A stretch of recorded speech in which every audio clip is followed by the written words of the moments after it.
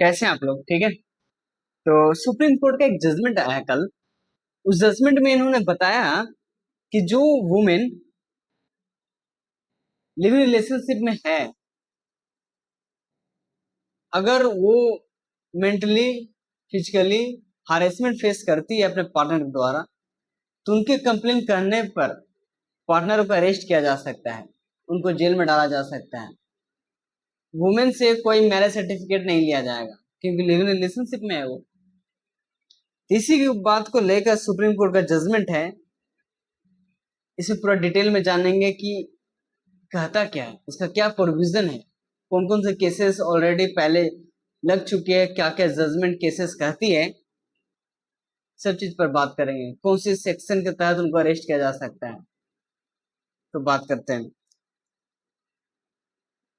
Supreme court का supreme court क्या कहती है कि जो लिविंग रिलेशनशिप में है, अगर वो नेचर ऑफ मैरिज के तहत है, मतलब कि लिविंग रिलेशनशिप में है लॉन्ग पीरियड तक, और लगता है कि वो, मतलब कि पब्लिक को ऐसा लगता है कि वो शादीशुदा हैं, अगर वो वुमेन क्रूटली वायलेंस या मेंटल हैरेसमेंट या फिजिकल हैरेसमेंट फेस करती है, तो पार्टनर को बीएनएस के तहत 498 ए सेक्शन के तहत उनको अरेस्ट किया जा सकता है। सुप्रीम कोर्ट का कहना है। पहले ऐसा होता था कि डोमेस्टिक वायलेंस सिर्फ मैरिड वुमेन को ही केस करने पर लगता था, लेकिन ये तो अनमैरिड है, इसलिए सुप्रीम कोर्ट कह रहे हैं कि अब अनमैरिड वुमेन को भी अगर रिलेशनशिप में है तो उस पर लागू हो जाएगा। अब सवाल ये भी उठता है कि कौन कौन कौन लिविंग रिलेशनशिप में, जो 1 साल में रहे हैं वो भी लिविंग रिलेशनशिप में आते हैं क्या? नहीं, ऐसा नहीं है। लिविंग रिलेशनशिप का एक स्पेसिफिक क्राइटेरिया है, 5 साल से 6 साल के बीच में। अगर आप 5 से 6 साल के बीच में हैं तब आप लिविंग रिलेशनशिप में आते हैं। यहाँ बताया गया कि not not only legally married women, सिर्फ वुमेन मैरिड वुमेन के लिए नहीं है, वो वुमेन के लिए भी है जो लिविंग रिलेशनशिप में है, मैरिड लाइक, उनको भी लीगल प्रोटेक्शन मिलेगा। अर्लियर रूल पहले यही कहते थे जिसका हस्बैंड है उसी के खिलाफ केस होगा, लेकिन अब पार्टनर के भी अगेंस्ट में केस हो सकता है। Legal marriage, only women valid legal marriage को जनरली फाइल अ केस, पहले यही होता था, लेकिन अब वुमेन रिलेशनशिप में है, difficulty found it difficult get protection under this section, इनको प्रोटेक्शन किया जा सकता है। कोर्ट ने इस स्कोप को क्यों बढ़ाया, पहले वाला स्कोप से क्यों बढ़ाया, क्यों ऐसा लगा इनको कि लिविंग रिलेशनशिप में भी वुमेन हरेसमेंट को फेस करती है? तो इनका कहना है क्या कि जो पर्सन है लिविंग रिलेशनशिप में रहते हैं, 5-6 साल से रहते हैं, और उनको यूज करते हैं, फिर यूज करने के बाद पब्लिक को ऐसा दिखाते हैं कि हम हस्बैंड वाइफ की तरह हैं, फिर यूज करने के बाद उनके साथ क्रूलिटी करते हैं, ब्रिटलिटी करते हैं, उनको मारते हैं, पीटते हैं, टॉर्चर करते हैं, और फिर उसको छोड़ देते हैं। लिविंग पर्सन छोड़ के चला जाता है, तो वुमेन के साथ अनजस्टिस हो जाता है, और ये अनजस्टिस इक्वल जस्टिस में नहीं आता, इक्वल जस्टिस के अगेंस्ट में है। इसीलिए सुप्रीम कोर्ट ने बोला कि प्रोवाइड इक्वलिटी, इक्वलिटी प्रोवाइड किया जाएगा।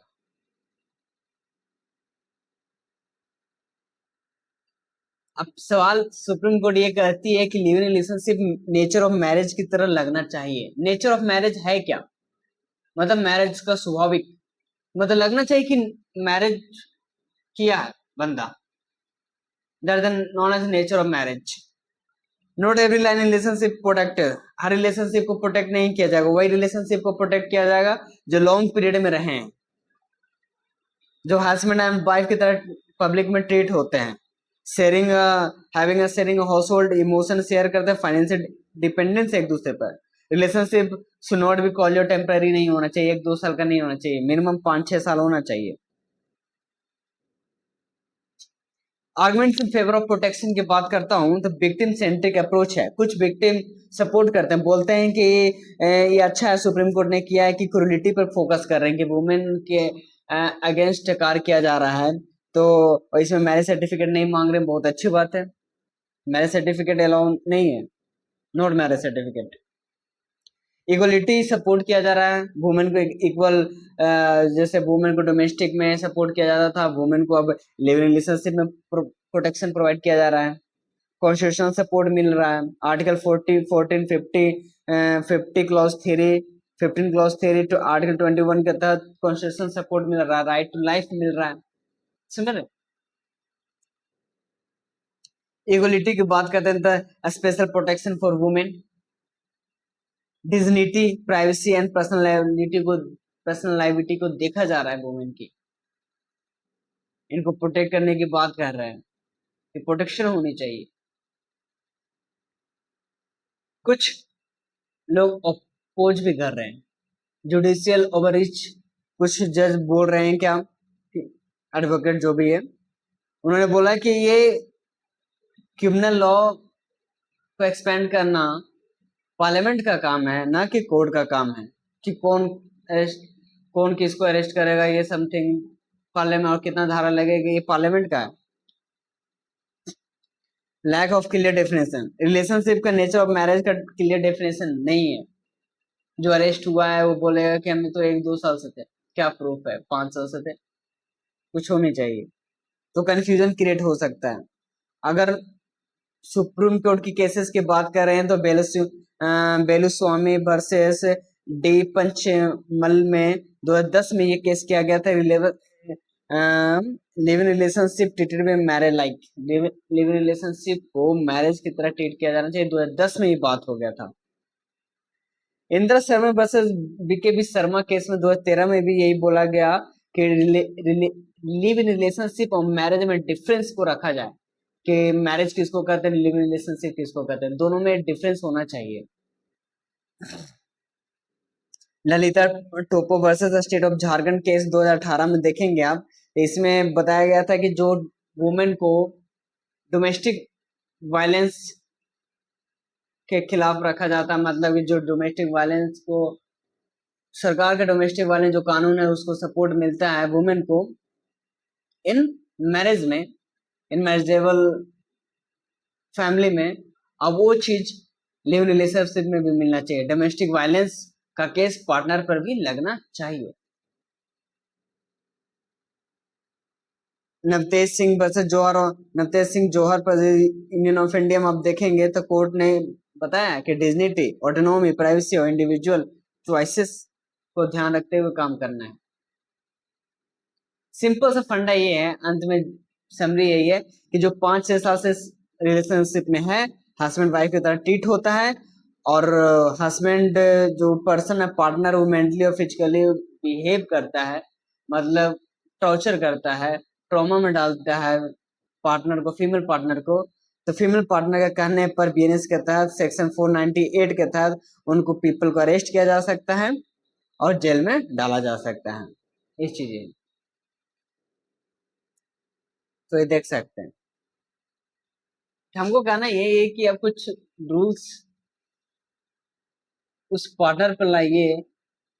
अब भाई डोमेस्टिक वायलेंस क्या लड़कियां नहीं करती है क्या? लड़कियां भी लड़कों पर वायलेंस कर सकती है और इनको भी हार्म कर सकते हैं, तो पीपल कहाँ जाए, मतलब जो पार्टनर है मेल पार्टनर वो कहाँ जाएगा? अभी देख रहे हैं ना ड्रम का केस, पहाड़ी वाला केस, बाथरूम का टाइल्स के नीचे वाला केस, ये सब चीजें, तो महिलाएं आगे हो चुकी है पुरुषों से, तब उनको प्रोटेक्शन की बात कर रहे हैं। मैं इसमें कंडेम नहीं कर रहा हूँ, ठीक है प्रोटेक्शन होनी चाहिए, लेकिन प्रोटेक्शन इक्वलिटी में हम भी आते हैं, हम लोग को भी प्रोटेक्शन होनी चाहिए। पार्लियामेंट को क्या करना चाहिए, एक क्लियर डेफिनेशन प्रोवाइड किया जाना चाहिए, एक गाइडलाइंस फ्रेम किया जाना चाहिए, इन्फॉर्म सबके लिए, इंक्रीज लीगल अवेयरनेस होनी चाहिए, एंड ट्रेन द पुलिस को प्रॉपरली ट्रेन करो भाई, बड़ा लफड़ा करता है पुलिस चीजें। Thank you so much.